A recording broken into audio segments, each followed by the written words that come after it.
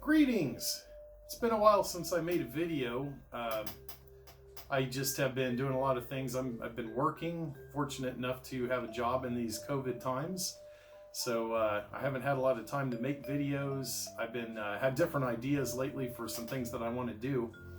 One of them is a series I'd like to do about vibraphonists. So I'm going to call it Good Vibes. I know, not very creative. But I think it's needed. There's the vibraphone is an instrument in jazz that I think is kind of overlooked. There's some fantastic vibraphone recordings out there, so I'm going to be talking about some vibe albums and some albums that are maybe in other genres that feature the vibes prominently. This is going to be kind of a semi-regular series for me. I think I'll probably just feature 1 or 2 albums per video. So. The inaugural video is going to be about a Johnny Lytle album that I was introduced to recently by my friend DJ Jennifer. It is Johnny Lytle's Be Proud. Has some gospel overtones to it, which are quite nice, that I hadn't heard in any other Johnny Lytle recordings so far. I like it quite a bit. It's got some faster Afro-Cuban type tracks.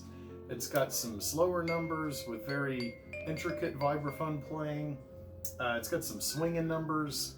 So a little bit about Johnny Lytle.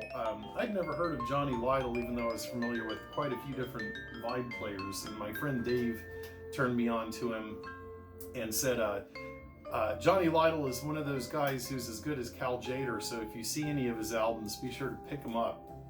So I did, over the past 4 or 5 years, I picked up quite a few, well, I'd say maybe about 3 or 4 Johnny Lytle records. I really don't see them very often at all, other than in eBay auctions, and a lot of times they're pretty expensive.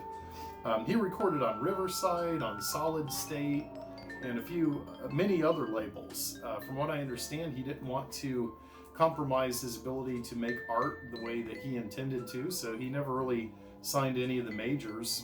And he was just happy doing what he did. Johnny Lytle played from the 30s through 1995 when he passed away. He was working on a new CD recording at that time. This album is from 1968, and I'm going to play a montage of a couple of different tracks from this record so that you can get a taste for the flavor of Be Proud. A really lovely album. I enjoyed it quite a bit. So I'm sure that Johnny Lytle will be featured again in this series, Good Vibes.